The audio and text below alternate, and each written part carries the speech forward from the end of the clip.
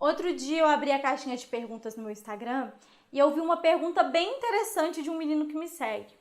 Ele mandou que tem vontade de se organizar em movimento social, mas ele não sabia como ajudar, porque, segundo ele é muito privilegiado.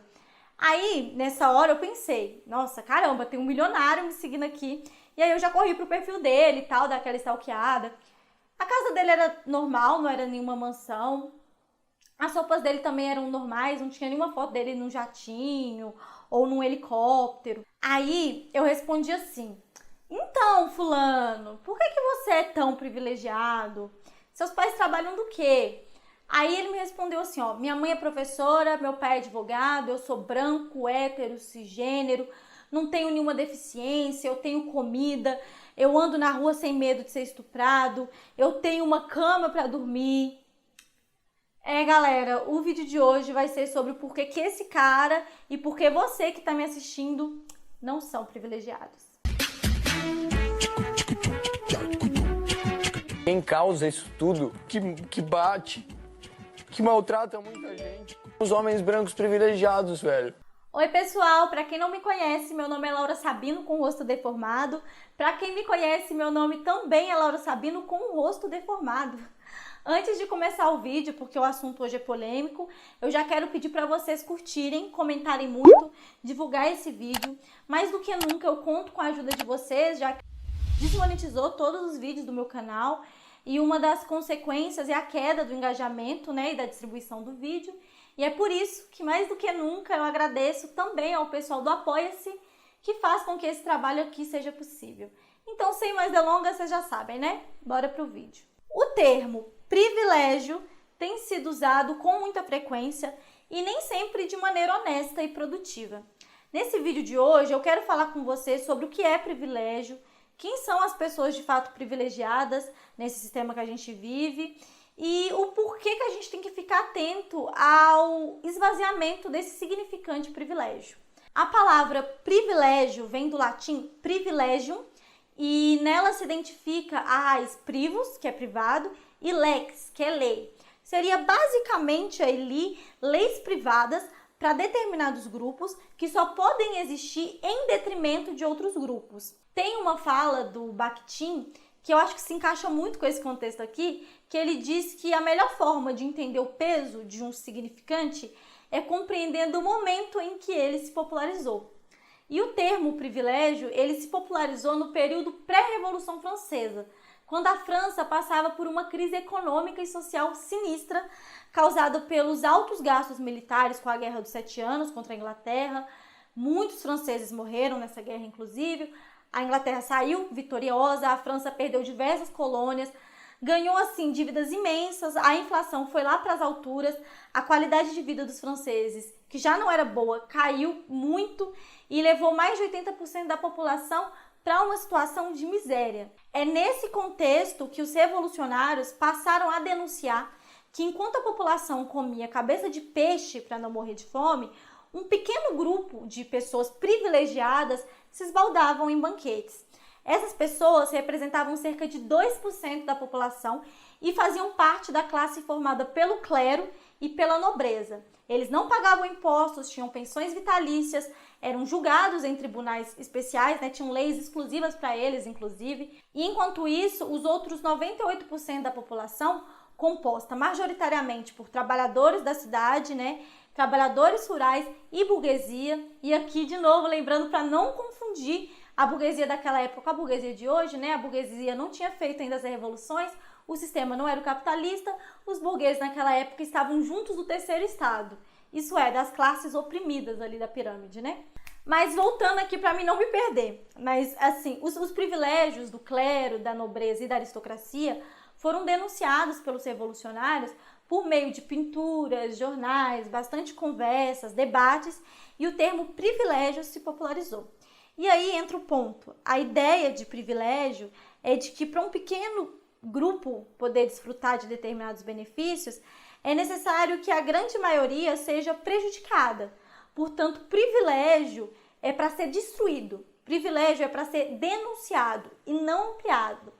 Privilégio e direitos são coisas diferentes. Anotou isso? Eu vou pedir pro Lucas botar aqui na tela essa frase inteira. Lucas, bota essa frase inteira na tela.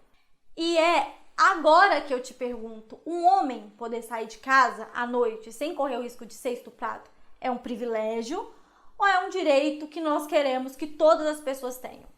Pessoas cisgêneros tendo maior expectativa de vida é privilégio ou direito que queremos garantir para todas as pessoas, incluindo as pessoas trans? Pessoas brancas que, via de regra, conseguem andar em loja sem serem seguidas, elas são privilegiadas ou elas têm um direito que as pessoas negras deveriam ter também? Pessoas de classe média poderem andar tranquilamente nas ruas sem levar bala perdida é um privilégio ou é um direito que deveria se estender para as pessoas periféricas também? Recentemente eu descobri que um colega que estudou comigo, ele morreu antes de completar 16 anos. Eu sou da periferia, então não é o primeiro colega que eu perco para bala perdida, né, da polícia, mas esse tipo de notícia ainda me dói bastante. E por que eu tô citando esse colega? Por que eu tô lembrando dele agora? Porque esse colega meu, ele não seria parado no shopping. Ele tinha muitos medos na vida, mas eu acredito que estupro não era um dos medos que ele tinha. Mas ainda assim, não é justo a gente dizer que ele foi um macho branco cis hétero privilegiado. E, gente, pelo amor de Deus, percebam, tenham bom senso, entendam que eu não tô aqui negando as outras opressões. Eu não estou dizendo que pessoas com essas características não estão sendo poupadas de uma série de violências cotidianas que as minorias sociais passam todos os dias. Inclusive, a Sabrina tem um vídeo sobre isso, que ela usa o termo posição de vantagem. E eu gosto desse termo, porque ele descreve bem essa situação. Esse meu colega, ele poderia até ter vantagens, dependendo da situação ali com LGBTs, com mulheres, mas ele não foi privilegiado, né? E a curta história de vida dele mostra isso muito bem. E eu não estou falando só de pessoas que vivem no limite da subsistência, não. Eu digo que provavelmente você, que está me assistindo, não teve contato com alguém que de fato seja privilegiada, né? Ter um prato de comida, ter uma cama onde dormir, poder andar na rua com um companheiro sem levar lampadada na cabeça, são direitos que nós precisamos garantir para todos e não privilégio. Ah, Laura, então você está dizendo que não existe mais pessoas privilegiadas? É isso que você está falando? Claro que não. Como Engels e Marx bem falaram ali no comecinho do manifesto do Partido Comunista, a Revolução Burguesa, ela não extinguiu as classes sociais, né? Ela apenas substituiu quem estava lá em cima da pirâmide. E aí, gente, vocês vão me desculpar, mas o que a gente tem visto são coisas assim. A dona do Magazine Luiza, que tem uma porrada de processo trabalhista nas costas, dizendo que homem branco, hétero são privilegiados. Privilegiados esses que viram à noite fazendo hora extra para levar comida para sua família, né? Outro exemplo que vi outro dia foi uma menina debochando do erro gramatical do cara, porque ele disse que não ia com a cara da Oprah. E a mina disse que ele deveria reconhecer seus privilégios, assim. Sendo que, assim, cara, a Oprah tem uma fortuna de 14 bilhões de dólares e uma emissora de televisão. Isso é privilégio. Eu acho que ela não vai ficar muito incomodada com um cara falar que não gosta dela como apresentadora, sabe? Aliás, se a gente for retomar o significado histórico de privilégio, que é aquela ideia de um benefício que, para uma pequena parcela ter acesso, o restante tem que ser oprimida, as pessoas privilegiadas não seriam teu avô, tua dentista, teu médico, seriam os caras com jatinho particular, com mansão bilionária, pessoas que são donas de emissoras, donas de fábricas, enfim. Mas vocês querem um exemplo mais palpável de privilegiados que não necessariamente são burgueses? Um exemplo é um juiz no Brasil. Eles recebem remuneração inicial de 30 salários mínimos e pode atingir ao longo da carreira um ganho mensal de 140 salários ou mais. No caso dos desembargadores, como aqui em Minas Gerais, 235 vezes um salário mínimo. Além do que, é claro, auxílio paletó, porque com um salário minúsculo desses, eles não conseguiriam comprar suas roupas, além do auxílio moradia, né, que recebem auxílio alimentação, enfim, privilegiados esse grupo, né? Para finalizar esse vídeo aqui, nesse grande resumo final, que eu sempre trago nos meus vídeos, eu vou trazer um resumo do Ariano Suassuna, que ele conta que um dia ele comprou um jornal em que o Chimbinha, guitarrista da banda Calypso, era chamado de genial. E aí ele diz que não tem nada contra o Chimbinha, mas que se a gente passar a chamar o Chimbinha de genial, qual o adjetivo que ele vai gastar com um músico como Beethoven? Se vocês gastam o termo privilégio com o teu avô pobre, porque ele é um homem branco, hétero e cisgênero, qual adjetivo a gente vai usar para falar do Bill Gates? Se a gente chamar professor universitário que estuda e trabalha pra caramba de privilegiado, do que a gente vai chamar o rei do camarote que bebe no camarote?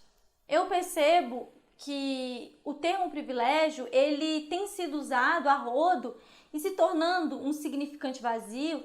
Ele já tem favorecido discursos como o do Bolsonaro e dos ministros do Bolsonaro, né? Que diz que vai cortar privilégios quando fala de corte de gasto com funcionários públicos, educação, saúde. E mais do que isso, quando a mídia cobra que os privilégios sejam cortados, eles estão falando de médico, de professor, de funcionário público.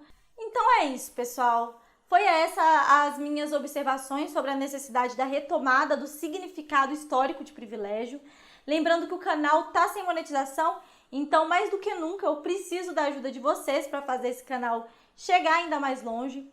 Curtam, comentam, compartilhem esse vídeo em grupos.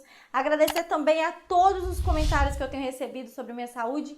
Como vocês podem ver, eu tô super inchada ainda, tô me adaptando, minha boca tá muito seca por causa da síndrome de Sjögren, mas faz parte do processo, é muito bom ter vocês aqui e eu fico muito feliz por vocês não terem me abandonado nesse período que eu fiquei sem postar vídeo.